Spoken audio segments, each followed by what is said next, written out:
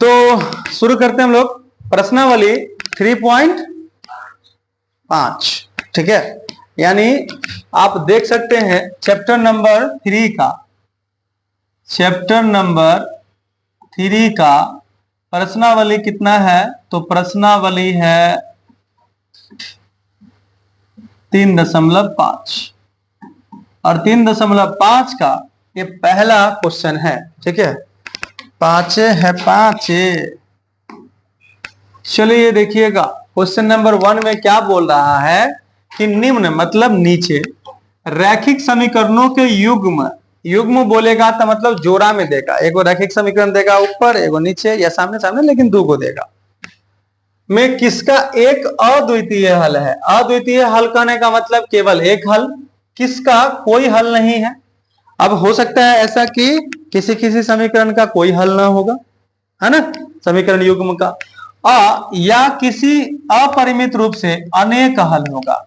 अब देखो एक खेल समझो, अनेक हल के केस में भी तुम बहुत सारा हल थोड़ी नहीं ना निकाल सकते हो। एक हल मतलब ये होता है कि x का एगो मान निकलता है, y का एगो मान निकलता है। बात समझ में आ रहा है कि x का एगो मान निकलेगा और y का एगो मान निकलेगा। वो हुआ केवल एक हल, यानी अद्वितीय हल का बात। लेकिन अनगिनत हल का मतलब x का बहुत सारा मान और y का बहुत सारा मान, जो कि निकाल नहीं सकते हम लोग, और जिसका कोई हल ही नहीं निकलेगा, यानी x का भी मान नहीं निकलेगा और y का भी मान नहीं निकलेगा। ठीक है, तो उस दोनों केस में आप किसी का हल नहीं कर सकते। सिर्फ एक ही केस में हल कर सकते हैं, जब अद्वितीय हल होगा। तो अद्वितीय हल की स्थिति में उसे किस विधि से यहाँ पे हल करना है, वज्र गुणनखंड विधि से। ठीक है, वज्र गुणनखंड विधि से आपको हल करना है।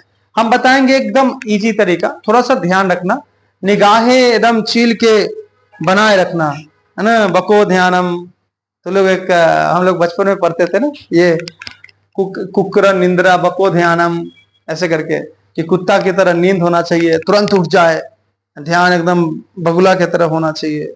खैर आगे देखते हैं। अल्पाहारी, हाँ, कम खाना खाना चाहिए स्टूडेंट सबको। ज्यादा खाना खाने से नींद खूब आने लगता है। हाँ, खाना खाना है, हल्का खाना खाना है, अल्पाहारी।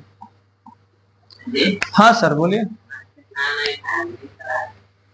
ओह माय गॉड, कमजोरी से दिया हुआ है कि, ठीक है, दिया हुआ रहे चाहे नहीं रहे लिख देना है। दिया हुआ है कि, क्या दिया हुआ है बता दीजिए। क्वेश्चन नंबर 1 का हम बात किए हैं। हाँ, ये लिख लीजिए, और बराबर के बाद 0 रखना है। इसमें बराबर से पहले सबको लेके आ जाना, ब्रज गुणन विधि में सब पहले लेके आ जाना। ठीक है, लिखना नहीं, ध्यान दो इधर। x माइनस 3y माइनस 3 बराबर 0, ये समीकरण 1 हो गया। उसके बाद लिखा हुआ है 3x माइनस 9y माइनस 2 बराबर 0। अच्छा, कंडीशन याद है कि नहीं याद है?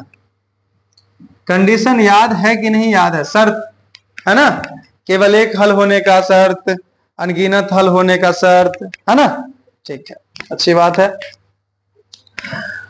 यहां पे A1 B1 C1 जितना भी आएगा 1 वाला में से आएगा, यानी समीकरण 1 से आएगा। रुक जाइए, देख लीजिए, यहां पे बता दीजिए A1 बराबर कितना है। x के बगल में कुछ नहीं, मतलब 1 है, +1।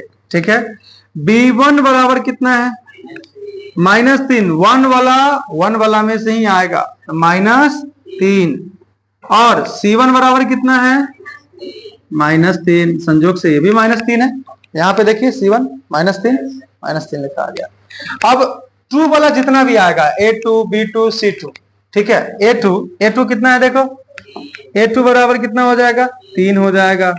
B2 बराबर कितना हो जाएगा, -9 हो जाएगा, तो -9 हो गया। और C2 बराबर कितना हो जाएगा, -2। एकदम ध्यान से पढ़ो यहाँ पे, कि दोबारा जब तुम लिखो तो देखने का जरूरत ज्यादा ना पड़े। ठीक है, प्लीज रुक जाओ। ठीक है, हाँ पता चल जाएगा, कोई बात नहीं है। अब यहाँ पे बात करते हैं ध्यान से। समीकरण मतलब ये जो समीकरण युग्म है, ठीक है, 2 चर वाले रैखिक समीकरण युग्म है, इसका कितना हल होगा वो जांच करना है पहले। तो जांच करने के लिए आपको याद होगा A1 बटे A2 निकालते हैं, फिर B1 बटे B2 निकालते हैं और C1 बटे C2 निकालते हैं, और शर्त के हिसाब से देख लेंगे क्या होगा। सो चलो देखो, A1 बटे A2 बराबर, बताओ A1 के जगह पे कितना रखे, 1, अब बटा है तो बटा दे दिए, और A2 के जगह पे कितना रखे, ठीक है, इसका पूंछ ज्यादा निकल गया है। चलो देखो, तो यहाँ पे A2 के जगह पे 3 है, तो यहाँ पे 3, काटने वाला कोई सुविधा है क्या, नहीं है, तो नहीं कटेगा तो छोड़ दो परीक्षा। चलो देखो, B1 बटे B2, ठीक है, B1 बटे B2 हम नीचे ही लिखते थे लेकिन जगह नहीं अभी तो सामने लिख दिए।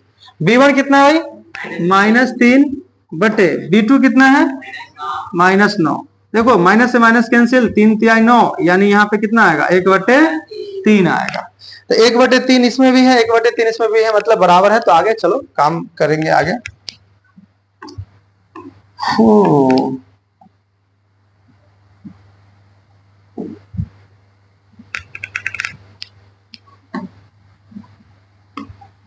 चलो देखो, यहां पे बात करते हैं B1 बटा B2 देख लिए, अब C1 बटे C2 देखेंगे। C1 बटा C2, C1 कितना है देख लीजिए भाई, C1 है -3, C1 है -3, अब बटे C2 कितना है, -2, एकदम हलवा है, माइनस से माइनस कैंसिल, कितना आ जाएगा, 3 बटे 2।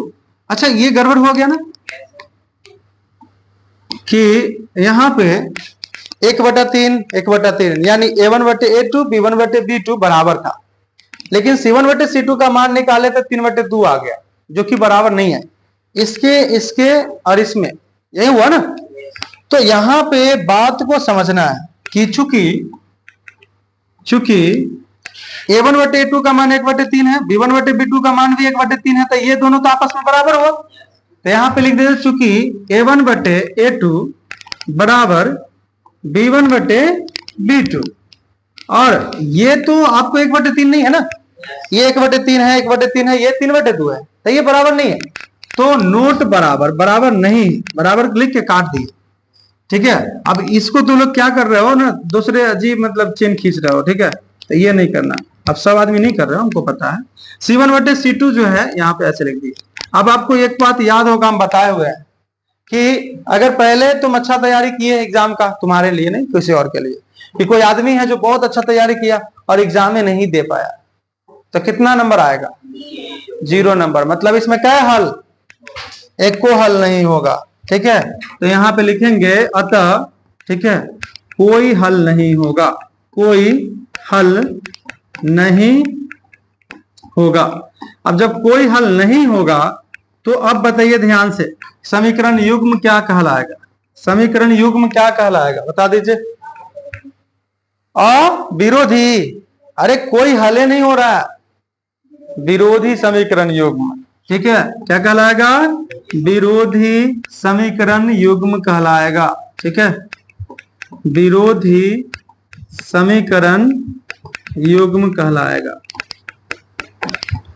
अच्छा इसका आलेख कैसा आएगा बता दो बाबू, इसका आलेख जो आएगा समांतर आएगा, कहीं तो नहीं छूने देगा, तो बोलेंगे समांतर आलेख, समांतर आलेख। ऐसे आपसे बस ये पूछा है कि कितना हल होगा, हम तीनों बात कर लिए, ठीक है, कि आपको याद हो जाए। जब कोई हल निकलेगा ही नहीं तो बताओ सॉल्व करने का जरूरत है, ब्रज गुणनखंड विधि से नहीं, ठीक है, क्लियर हो गया ये बात। चलो 1 नंबर क्वेश्चन को नोट डाउन करो।